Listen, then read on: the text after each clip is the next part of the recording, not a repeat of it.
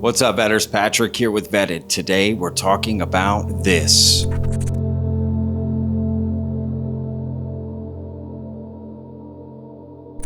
We're going to be in another really bad situation where we're going to have an event that is going to potentially eclipse the impact of 9/11 had on our society. That day is coming if we are not careful. If we do not take this topic seriously, it's a matter of time before some state or non-state actor figures out a way to utilize technology against us. And if there's an adversary out there that has managed to reverse engineer UAP technology, can you imagine that scenario, right? Imagine some rogue nation like, North Korea, having the ability to exploit and reverse engineer just even some of the capabilities that we see now associated with UAP. That's a nightmare scenario. That's a threat that eclipses that of the nuclear threat.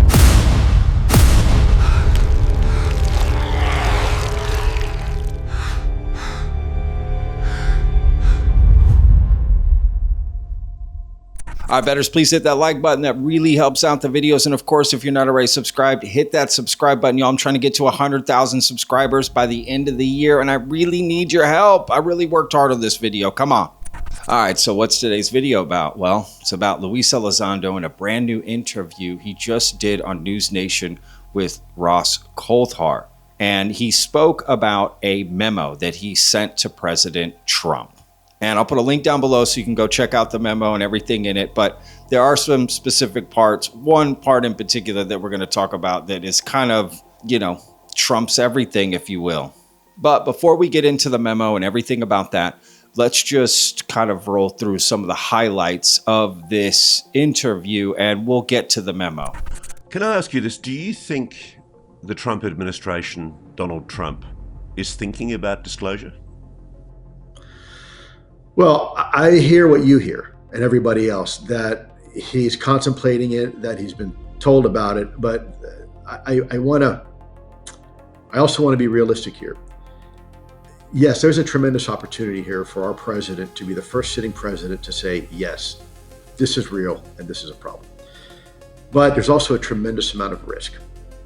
Because if it turns out that there is some sort of foreign adversarial involvement behind this, there's some sort of new type of stealth reconnaissance capability, let's say that country X developed or something like that, and we go out on a limb and say that these things are all because of this, and it turns out they're actually because of that, then that's a risk as well, and that can actually be used to discredit you and to hurt your efforts. So the president, all presidents, have to be, and this is why they have so many advisors, they have to weigh the pros and cons of what they say publicly. Now, this particular president, I think most people can agree, whether you agree with his politics or not, he is not afraid to say what he feels. And so from that perspective, I think it's very refreshing. I think all presidents should say how they feel. The question is, what does he actually feel about this topic? Sometimes when he's been asked in the past, he has said, I personally don't believe it. I don't think there's much to see there. And other times he's turned around and said, actually, you know what? I've received some briefings. Pretty interesting. We should take it seriously. But again, that's a question you would need to ask to the president himself. I certainly would not want to be in any type of position to presume what our president, Donald Trump, knows about this topic. You see, I've been saying the same thing, right? That's why Trump, we can't prove any of this. That's the whole point. But I thought this was in the bag. I thought it was certain, no doubt, 100%, right? That's what we're being told, right? This is just such an interesting message from Lue Elizondo. I'm not saying I don't agree. I actually agree with him here in what he's saying. Now, this may be the last time in the video that I agree with him, but this is exactly it. Strategic surprise, right? That's the whole point. You're surprised by it. We don't know what China and Russia and other adversaries have. And we can say, no, it's impossible for them to have it. You don't know that. That's why it's called strategic surprise, right? We didn't think Japan could fly across and bomb us at Pearl Harbor, but they did, amongst many other examples that Marco Rubio used in the age of disclosure. And this is what he's talking about. This is the whole point. Is Trump really going to bring disclosure, right? It's too big a risk. He doesn't want to look like a fool.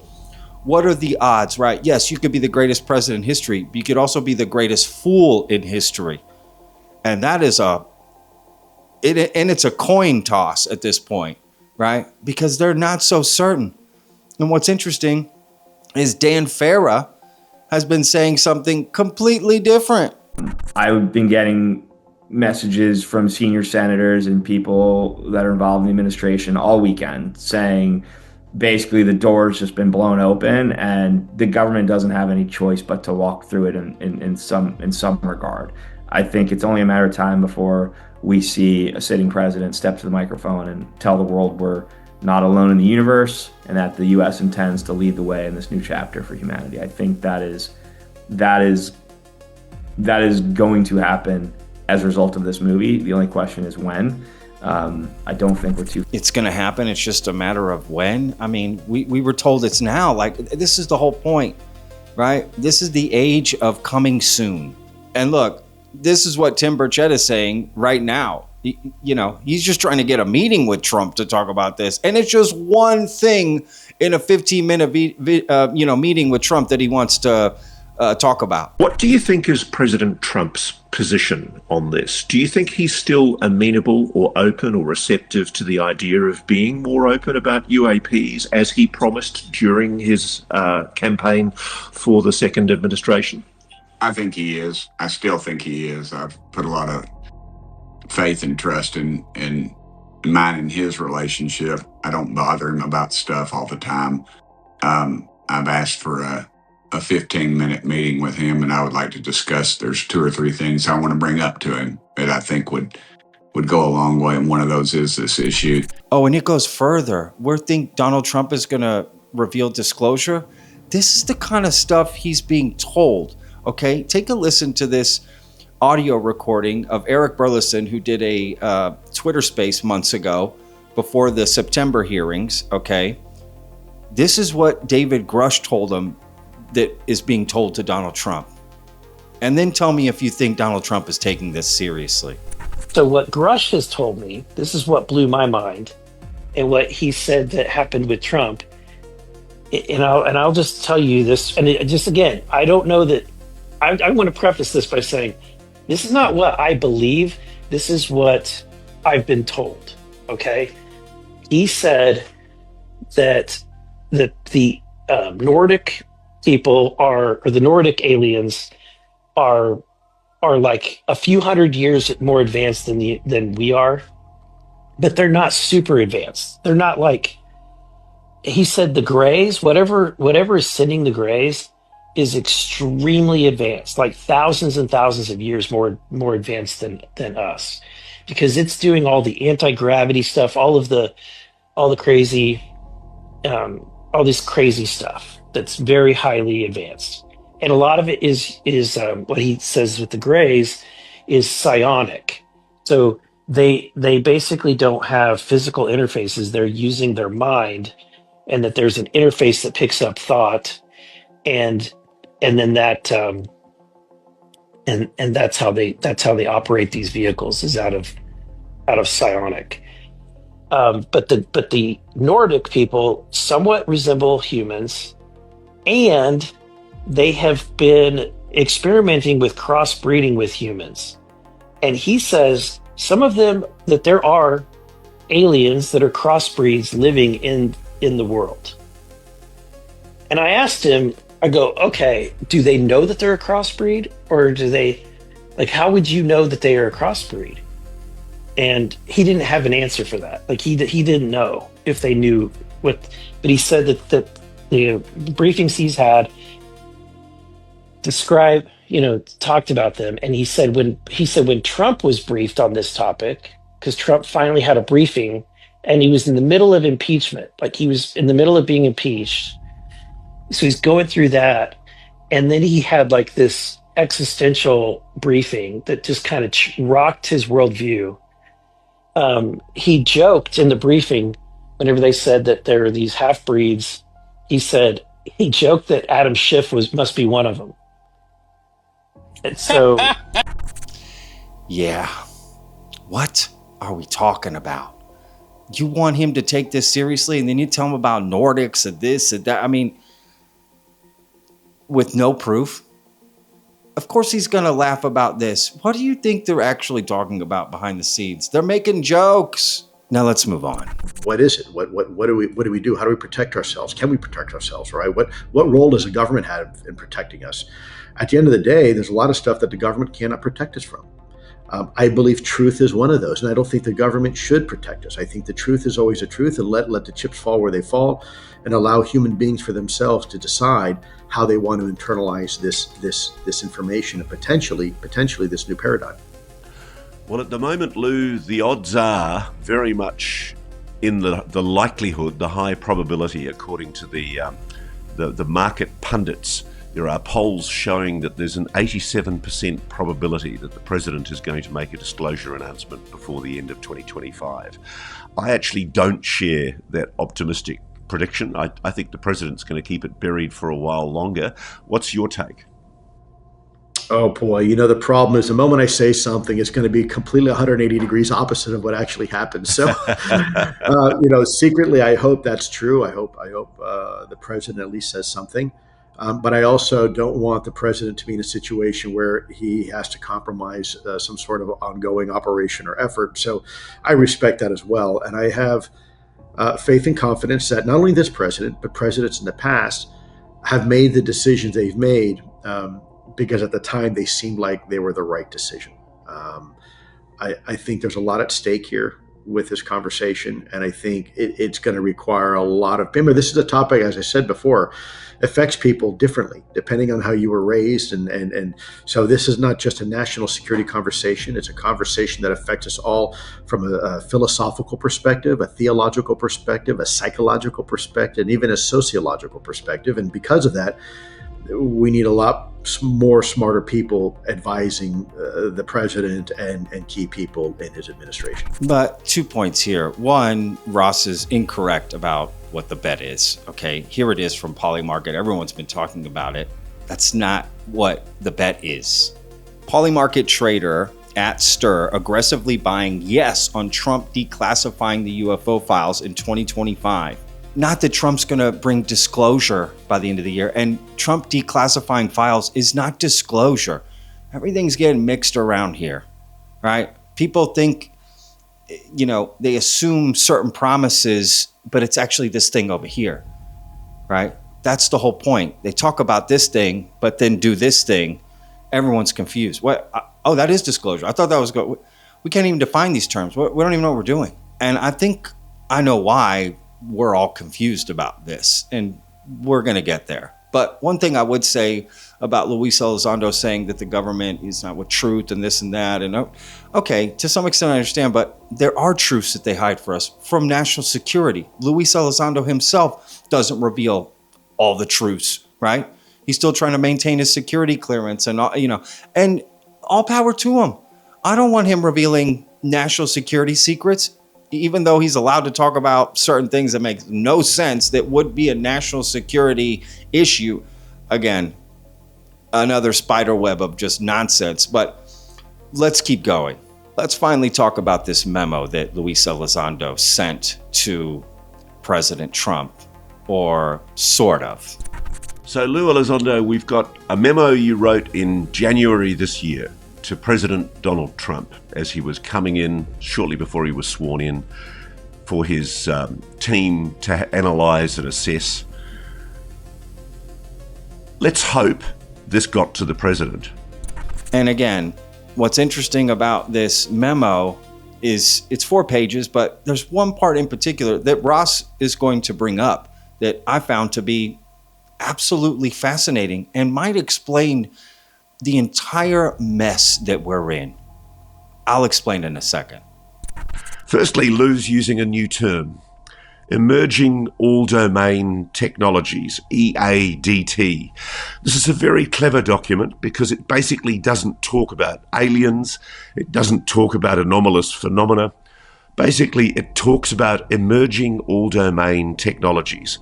It's a brief written for an incoming president to explain why the phenomenon should be a priority. It says EADT include unmanned aerial systems, UAS, unidentified anomalous phenomena, UAP, and certain other advanced systems operating across the air, space, and sea domains that are capable of intelligence, surveillance, reconnaissance, and kinetic strikes. You see, what are we talking about? Now we're mixing UAP with drone and this and that. Come on now. I know what's happening here, right? They're going to stuff this in with other things that are legitimate, right? Is this what they've been talking about this whole time? But using UFOs and using the UFO community, promising disclosure about aliens, that's what we're talking about. We're here to talk about aliens, right? Or interdimensional beings or whatever you want to call it. Not humans. But now they're going to put in drone, all these other things, right? And now we got a new term, right? Another term to add to all the BS that we have to deal with. UAP, UFO, and now this EDMEA, ABCEIOG, whatever the hell it is. This is what's happening, y'all, right? They're just mixing it in. They're talking about legitimate concerns with drones, which I agree with, and other unmanned aerial systems from other adversaries, but we're using the cloak of UFOs in the UFO community to sort of talk about it and get it in and get legislation. I mean, what are we talking about? Now, what's interesting, Lou, about this memo is that it's combining drones, human drones, and UAPs. Why did you do that? Why did you put in the same memo? Sure. Well, first of all, there's a lot of commonalities between the two, right? We don't know something. Everything is unidentified until it becomes identified. And that's true whether it's a Chinese spy balloon or it is a drone, as we saw in the recent New Jersey flap last year, or it is a UAP. And so you can think of this emerging all-domain technology as a large umbrella. And under that umbrella, there are these smaller little umbrellas that fit. And UAP are one of them, drones are another. And at the end of the day, we have to do a better job of understanding what is in our skies. Otherwise, what happens is what you have this last year where we have to shut down airports, restricted airspace, and we're having to move some of our very sensitive military equities to another location, simply because we do not have control and awareness of what's in our skies. So disappointing.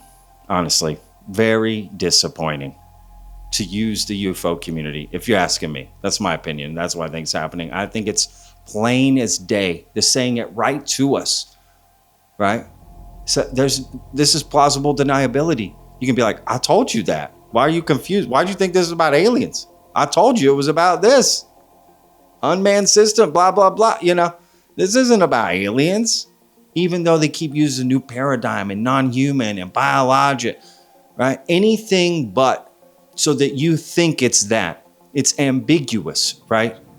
It's left open to interpretation so that they can then claim whatever interpretation they want retroactively. Heads on a swivel, y'all. Pay attention. And what's the whole point of this memo anyway? What's it to do, right? Like, what are we trying to do with this thing? Now, this is a very important memo. The thing that leaps out at me about it, though, is what has the president done about it? What has been the response, if any? Do we know if President Trump received this memo directly?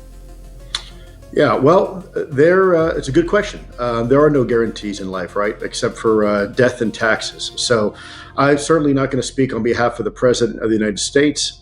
It is true in your assertion that the memo was sent. It was sent on behalf of myself. And whether or not the President has had time to read it or his staff, that's a question you'd have to ask him. I certainly wouldn't want to be presumptuous and try to answer for the boss in any way. My hope and desire is that someone in his administration in a position of authority had a chance to review it. So we don't even know if he got the memo or even anyone close to him got it and read it and then read it to him. You think they read him a 4-page document? No, that didn't happen. That's not happening. People are going to sum it up and go, remember those guys that told you about the Nordics and the hybrids, right? Whatever other aliens, yeah, they're talking about this now, right? It's a joke. It's a complete joke. And look, I'm not here to bash on the phenomena. I think there is something going on. Just not this bullshit. Because I think this memo isn't what you think it is. This isn't the first time that Lue Elizondo has presented something that turned out to be something else, right? Take a look at this video that I found from a creator called Moon. And it's titled, "The Moment Joe Rogan Realizes His Guest is a Fraud." You'd think the intelligence community's media manipulation couldn't get any more outlandish. Yet Mike Baker is actually nothing compared to this guy, who might be one of the most suspicious guests to ever sit across from Joe Rogan. So let's meet Lue Elizondo. You see, at least Baker admits he worked for the CIA. Lue doesn't even articulate what he supposedly did. I had a lot of official jobs. With the government in regards to, those things. Sure. That's not how many UFO whistleblowers have ever spoken on the show, like David Grush, who came on with a proven highly decorated record. Lue makes some extraordinary claims while hiding behind classification. There is very compelling evidence to suggest that the U.S. government is in absolute possession of exotic material that is not made by humans. He also addresses why so much UFO footage is lo-fi, saying that there's 4K HD footage out there. But notice how he says he can't expand on any of it, and hasn't been given permission to talk about it. He just declares that it exists. Yet here he is on a platform known to reach millions of people admitting that the government is handling alien objects. Joe questions exactly this. Why is the Pentagon teasing us? Why are they allowing you to say we are in possession of something that was not made by human beings, but not allowed to elaborate? Lue continued to argue that he was only sanctioned by the Pentagon to say certain things, and told Joe a faction of people will be very mad with him and that his appearance on the show would cause a storm within the Pentagon. But is any of this actually credible though? The investigative publication The Intercept conducted a thorough investigation into him, with Pentagon spokesperson Christopher Sherwood explicitly stating, "Mr. Elizondo has no responsibilities with regard to the AATIP program while he worked in OUSDI, up until the time he resigned. Other whistleblowers have never been straight up discredited in the same way." So is Lue compromised in the sense that he's just a fraud? Well, some people say this, but not just because of his fake credentials, but his documented history of presenting fake evidence is real. For example, in 2018, he showed images of UFOs supposedly swarming the US Capitol building, claiming what you see here are real photographs. They turned out to be CGI fakes from a movie and a scan from a 1954 comic book. In 2024, during a congressional briefing, he held up what he claimed was a real UFO photo from a pilot, but it was actually just an irrigation circle easily found on Google Maps and now forever marked as Lue's UAP shadow. Perhaps most embarrassingly, on his paid book tour, he showed audiences a real photo of a UFO mothership hovering over the US Embassy in Romania. It was a reflection of a chandelier in a window, and you can literally see the photographer's hairline in the image. But if Lue represents the evolution from intelligence professional to UFO grifter, Annie Jacobsen shows what happens when your job turns into complete fantasy. Yeah, I think that sums it up pretty tightly. I think this is just another chandelier moment here, this memo. It's my opinion. But let's continue, because there's more. I'll go a little bit into the danger zone, Lou, and I know you can't, but I'm told Donald Trump was given a limited briefing by a mutual friend of ours, who I won't name. The president, I'm told, is aware of the US's knowledge of a non-human intelligence. Do you want to contradict me on that? No comment. I like I said, I would never pretend to speak with the authority for the president of the United States. It's certainly a good question, but that's a question that I would probably table for later and maybe ask him directly if you have that opportunity. Right, but one of the things that frustrates me, and I saw there was an opportunity for Marco Rubio to be questioned about this the other day when he went on Fox News and spoke, I think, to Sean Hannity. Marco Rubio, of course, as well as being the Secretary of State, he's the acting National Security Advisor.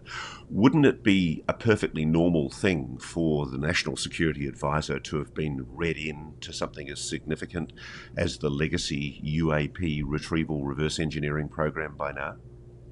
One would certainly hope so, and if I know Marco Rubio well enough, he has certainly demanded that and asked for that already, and may have very well received that. But again, Marco Rubio is a very shrewd politician and now a leader for our nation in the executive branch, and he has a tremendous amount of responsibility. So I'm sure Secretary Rubio is handling this topic like he did before with a great deal of seriousness, but is probably going to hold his cards a little close to his chest until he figures out what the boss wants to do about this topic. You know, when you serve at the will of the president, you have to make sure that your messaging is consistent with the president's wills and desires. And you don't ever want to get too far ahead of the headlights from what the boss is saying or what they're feeling, because then you run the risk of saying something that may not turn out to be in the direction that the administration wants to take. My journalist colleague Michael Schellenberger wrote a piece last week where he ended a story talking about the claims that Marco Rubio had made in the Age of Disclosure film, where essentially, he's basically concurring with the idea that the US has recovered alien tech and that they've given it to private military contractors. He then, of course, in a subsequent interview has said all he was doing was quoting authoritative people who'd spoken to him. But I did think it was significant that at the end of the Schellenberg article, an unnamed Rubio advisor said, quote, "We're headed towards massive disclosure." That wouldn't have been done without authorization from Marco Rubio, more likely than not, would it? Yes, whether officially or unofficially. I've been in meetings myself at the Pentagon or at CIA where a decision is made, but you don't necessarily have the person sitting at the head of the table barking out an order. It's just understood by all that that was the intent of the boss, and we execute accordingly. So I think whoever this individual was speaking to the journalist, Mr. Schellenberger, was probably providing information that he or she had access to during one or several meetings with Secretary Rubio. Look, there's no denying we've got a problem on our hands, Ross, and we can whitewash it all day long, and we can pretend it's not there. All it's going to do is erode more of the faith and confidence of the American people, because people know it's real. In fact, I've had members of Congress tell me that they've had their own UAP experience, and I'm not going to say who they are. And they are not willing to come out publicly with it because, they're politicians, right? They want to be reelected, and they don't want to come across as, seeming to be fringe or anything like that. But I've had several members of Congress themselves reveal to me personally that they've had their own UAP experience and that they are very concerned about this topic. But they don't sit on the right committees, or maybe they don't have enough authority, or they're maybe a freshman member of Congress. So they are hesitant to speak publicly about it. But look, the bottom line is we now know these things are real, whatever they are. And some of them may be man-made. Some of them may not be man-made. And some of them might be a combination of both scenarios. And this is exactly why we need to have this conversation as a public. This is why we need to bring people together. We need to have, I think, a single point of contact in the U.S. government that is there, for better or for worse, to answer the questions that need to be answered regarding this topic. This is not going away. And my real fear here is if we continue to ignore this topic, we're going to be in another really bad situation. Where we're going to have an event that is going to potentially eclipse the impact of 9/11 had on our society. That day is coming if we are not careful. If we do not take this topic seriously, it's a matter of time before some state or non-state actor figures out a way to utilize technology against us, to weaponize it. And it doesn't have to be necessarily drones, right? And if there's an adversary out there that has managed to reverse engineer UAP technology, can you imagine that scenario, right? Imagine some rogue nation like, North Korea, having the ability to exploit and reverse engineer just even some of the capabilities that we see now associated with UAP. That's a nightmare scenario. That's a threat that eclipses that of the nuclear threat. But again, all of this sounds nice, what they're saying, but they're not talking about aliens. They're talking about drones and national security, all these things that I do agree with. But again, with the veil of aliens. And they'll be like, I never said aliens. Yeah, that's what we're all here for. What are you talking about? That is what we're talking about. And you know that we think that.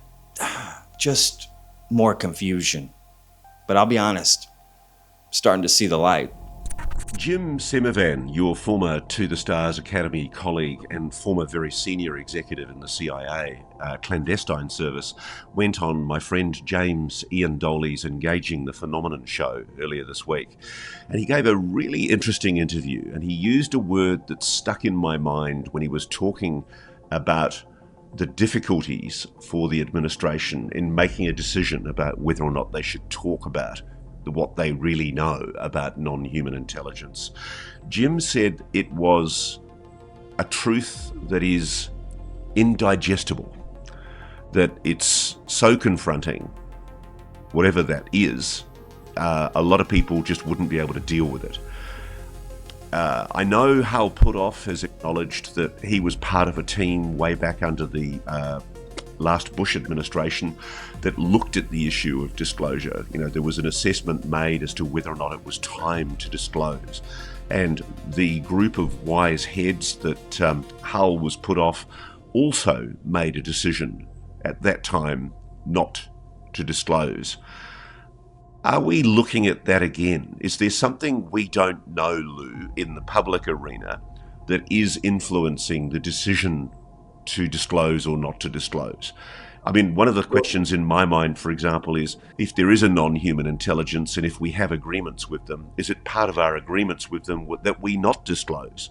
Or is the truth so utterly horrible and confronting for humans that we wouldn't want to know about it? What's going on? What's Jim talking about? Why is the truth indigestible? Sure. Well, you're right. If you have two parties that looked at the issue of disclosure, you know, there was an assessment made as to whether or not it was time to disclose.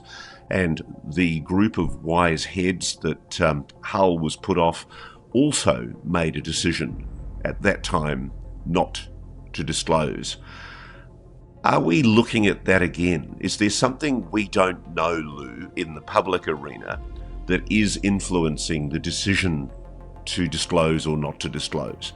I mean, one of the questions in my mind, for example, is if there is a non-human intelligence and if we have agreements with them, is it part of our agreements with them that we not disclose?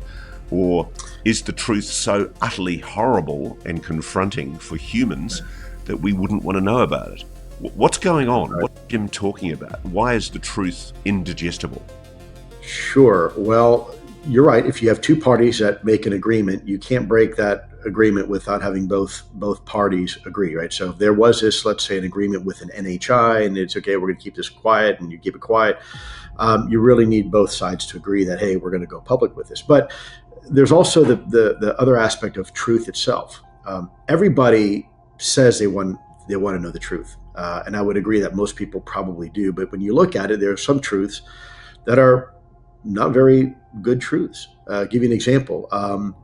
You go to the doctor and you feel great, blood pressure's great. Doctor says, hey man, I just got your blood results. You want to know the results? Yeah, sure. Tell me what's going on. You have stage 4 cancer, Lou, and you have about 3 months to live. Ooh, maybe that's a truth I didn't necessarily really want, right? Or, hey, I've got this great new life partner. We get along fantastic. I think we're going to take this to the next level, maybe get married. What do you think? And of course, your buddy says, you really want to know what I think? Yeah, tell me. Well, actually, I saw your life partner at the bar last night kissing somebody else. Right? So as humans, we want the truth, and we say we want the truth, but the reality is there are some truths that most people would probably not want to know. And the real question is this one of those examples as it regards UAP? So there's a lot of things here to cover. One, if Ross says non-humans are real and we have an agreement with them, right? Again, that's what all this is. It's just one big if. This should be called the if community. And let's move on to what Lue Elizondo's analogies for the truth, right? Truths that we don't want to know or can't handle. Well, both analogies he gave, horrible analogies for this. One, yes, if I have 3 months to live from stage whatever cancer, I want my doctor to tell me. It's not a truth that I don't want to hear. It's an outcome that I don't want, right? but I have to accept the truth of what it is so I can go live my life for 3 months. I don't want him to tell me the day before or I just drop dead one day, right? Again, horrible analogy. Same thing with your life partner is caught kissing some other guy. Yes, you want to know that. You want to just keep living a lie and live with that person. Again, is this what they think? Is this what they think? This is nonsense. And oh yeah, that interview that Ross Coulthart is talking about with James Iandoli from Engaging the Phenomena, which, by the way, great guy, great channel. I highly recommend going to check out his channel. I'm going to put a link down below. That video, that interview is from a year ago. It wasn't last week. And even if this was filmed months ago, right, it's still not even close. So I don't know what he's talking about. And maybe I have this wrong. I'm not sure. But this is the video that's going around that everyone's talking about with Jim Simivan. I've had people who I know are in the know, and I've mentioned this before, and one of them told me the truth is indigestible. It's not something that we would be able to fully grasp or entertain, and that it's like, it would be like telling somebody something that they can't do anything about, and they don't know what the repercussions of that would be. It's so great. It's so world-changing and transformational, and maybe not in a good way, so. I mean, what could be so jarring? What could be so disruptive? I mean, bless you. Like the idea that we're being visited by another advanced intelligence that's more advanced than us. I mean, do you think, or is it something else? I think it's much deeper. We don't know what's going on. So we have a situation, though, Lou, where clearly the acting National Security Advisor seems to believe that there are elements within the US government that have recovered technology from a non-human intelligence. They've reverse engineered it, and they've let private military contractors take control of it. The clear inference from what Marco Rubio says is that he believes the people who've told him that. That's an extraordinary situation where the National Security Advisor, the man who advises the president on national security, is essentially making a public admission in what is a very highly reputable documentary that he believes there is a non-human intelligence and that the United States has recovered non-human technology. The big question in my mind, though, is assuming the administration knows that, at the moment, publicly, they're not doing anything. So let's explore why they're not doing anything. Obviously, you've raised the risk of foreign adversaries gaining some advantage if the US goes public. Just explain that to me. Why would the US, acknowledging just the basic fact that there is a non-human intelligence engaging with this planet, in any way force the US's hand on revealing technology that it now has possession of? I don't think it would. I don't agree with that. Yeah. So, Ross, let me give you if I can, a little scenario here. Let's say I'm the American people, and let's say you are, the Secretary of the Air Force. And I say to you, Ross, Secretary of the Air Force, are UAP real, right? By you coming out and simply saying, yeah, they're real, we've known about it. What's the very next question I'm going to ask you? The next question is, what have we learned from it? Have we been able to replicate any of it, right? Now, all of a sudden, you find yourself in a trick bag because you'd have to admit that, yes, maybe we've been able to exploit some of this technology. And, oh, by the way, we've been doing it for decades in secret. And, oh, by the way, we've been lying to Congress and told Congress nothing to see here. And, oh, by the way, we've been lying to presidents, so nothing to see here. And, oh, by the way, we've used billions and billions and billions of dollars that were supposed to be used for a project over here. And instead, we used it secretly for a project over there with no oversight. That is a really, really bad place to be in as a Secretary of the Air Force. Now, let's put that same scenario and flip it on its head. If I say to you, Mr. Secretary of the Air Force, Ross, do we as a nation possess very, very sophisticated technologies that would be considered beyond next generation? Now, it may seem like an innocent question. And of course, your response would be, yes, Lou, we do. We spent a lot of money doing research and development. We've got some really, really cool toys that we're pretty sure our adversaries have no idea we have in our possession. what's my very next question to that? Where did we learn that from? Where did we get that technology from, right? And now you're back to that same issue of, well, from maybe our friends out of town. So either way, if you start going down that thought process, no matter what, it's going to put somebody in the administration in a very, very difficult situation that's going to probably result in a cascading effect of inquiries and investigations and potentially lawsuits and even prosecution. I don't know if I accept that, Lou. I'll be honest with you. I think in the same way that the administration refuses to release the details of how we build thermonuclear bombs, I think the general public would be extremely respectful and frankly understanding of the need to keep certain things confidential. I think. Well, I would normally agree, Ross, but if you look at social media on any given day, you'll see that's not the case. Yeah. I get yelled at constantly. I'm always trying to, navigate and thread that needle between being open and honest with the American people, but at the same time not compromising my security clearance. And it's always used against me. I'm always being told, Lou, you should just say everything you know. To hell with your security clearance. To hell with your non-disclosure agreement. To hell to your promise with the American government, and just tell us everything you know. And then Lue Elizondo goes to jail for the next 30 years. Right. And for the record, I do not look good in an orange jumpsuit, and that's not where I prefer to be. So there are real consequences, and I think there would be a lot of demand by people to know everything. And so it's a very slippery slope. Now, personally, I agree with you. I think I've always said I think America can handle the truth. America deserves the truth, no matter what that means or no matter the consequences, because at the end of the day, we are a democracy, and it is a government for the people and by the people, or at least it's supposed to be.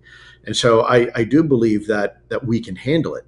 I just think we have to be. It's how we have this discussion that's probably more important than the disclosure itself, because what we don't want to do is tip our hands unnecessarily to a foreign adversary and either prove to them that we are ahead of them or prove to them that maybe we're behind them technologically speaking. So it's going to take a lot of big brains to really try to figure this out, and the second and third order causes and effects and consequences. Again, Lou really needs to work on his analogies, because that's not a good one, right? Again, we don't want to reveal our hand, right? Lou's basically saying tip off to our adversaries. What? What about all the movies and you just put out a documentary laying out the whole thing for our adversaries. I mean, look what Dan Farah is saying on Joe Rogan.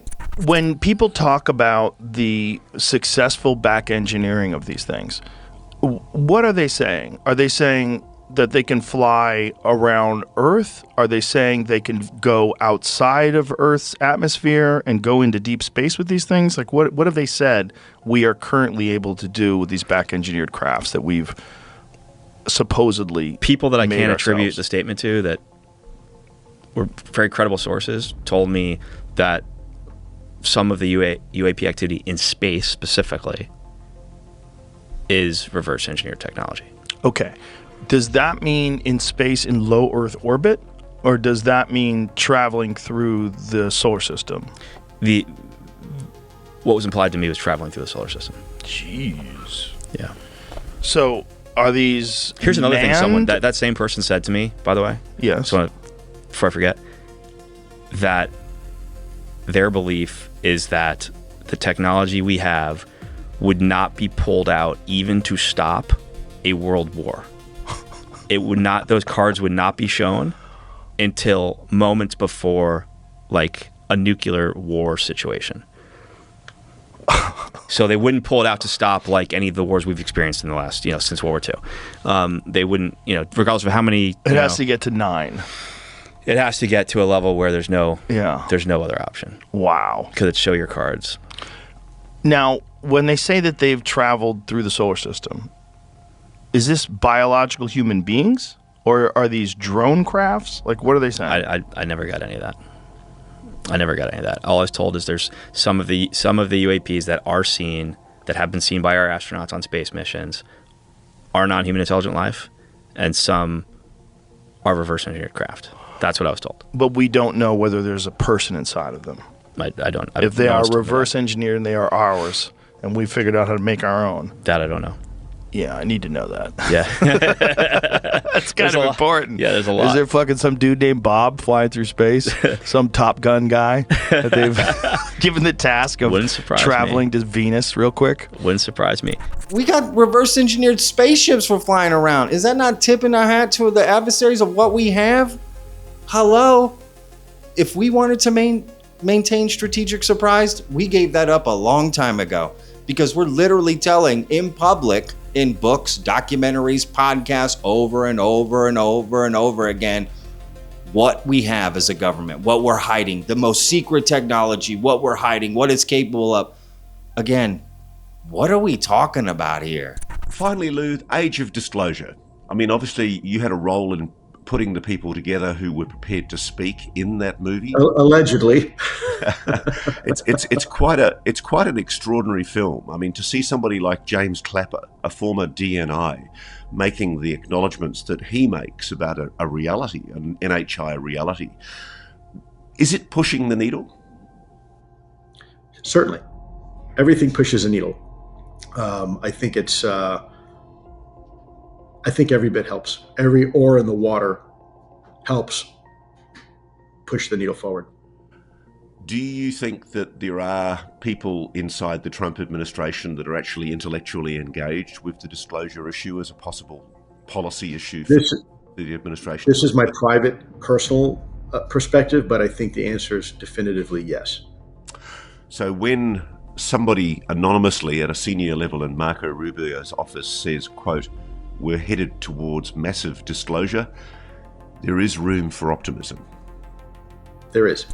Every oar in the water helps push the needle forward. Okay, then I guess this video does too. Right? I hope. Every oar in the water, right? I don't know. I'm just completely confused by age of disclosure, NHI. But again, let's not tip our hat to the adversary, strategic. Do you see how none of this makes sense? And then they're just hiding it behind drones? Hello? This is one of those things where they present a cake, but it's like a basketball, and you don't know what it is. You think it's a basketball, and they cut into it, it's a cake. They even have a show on Netflix about it, right? Like, is this a cake or whatever the hell it is? That's all this is, right? It's an alien spaceship, but when you cut into it, it's a cake. It's a drone. It's not what you think it is. And they know it. But they're packaging it as NHI, aliens, this, that. Again, we're still, if this is true, there's always plausible deniability. There's always things left ambiguous, and they can always change things retroactively. No. We said this, right? They're telling us right to our faces what they're doing. But so many people already have an idea of what they want to believe. They fill in the gap themselves, right? It's essentially that. That's what's happening. So all I recommend, head on a swivel, y'all. Head on a swivel. Lue Elizondo, thank you so much for joining us here again on Reality Check. It's always nice to get you back. And I sincerely hope that some action is taken by President Trump on this memo that you wrote him in January this year. Actually, no, it was January 2024 or January this year? I believe it was this last year. I actually wrote it back in 2024, but you wrote it in 2024. I thought it was correct. 2025. So I wrote it in 2024. Wow. So it was a year before. When did the president's team actually get it, though? Was it at the time of the new administration coming in? I would not be able to tell you that. That's out of my wheelhouse. Okay, no worries.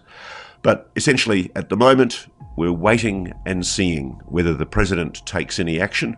The pundits are speculating it might be before Christmas. I'm not so optimistic. Lue Elizondo, thank you so much, sir. All right, y'all. We'll leave it there. Let me know what you think in the comments. We'll see you guys on the next one. Remember, Vedas, every day's a gift, y'all. Peace! Pat, how you doing, my friend? This is Chris in Dallas again. Listen, man, that is some of the best work I've seen you do on that moon landing shit. That Bart, dude, you blew this one out, dude. This was fantastic, Patrick. You really did good work on this one, man. You say you deserve a pat. You actually deserve several pats, man. You completely exposed a lying jackass on television, because the guy's he's no good, man. And I'm so glad that you exposed him to that degree. You did a very good thing for all of us, because I do believe we went to the moon, and that guy's full of shit. But even apart from that, you just exposed somebody that's very, very crooked and just not a good person, man. So excellent work, man. I'll talk to you, Patrick. Bye.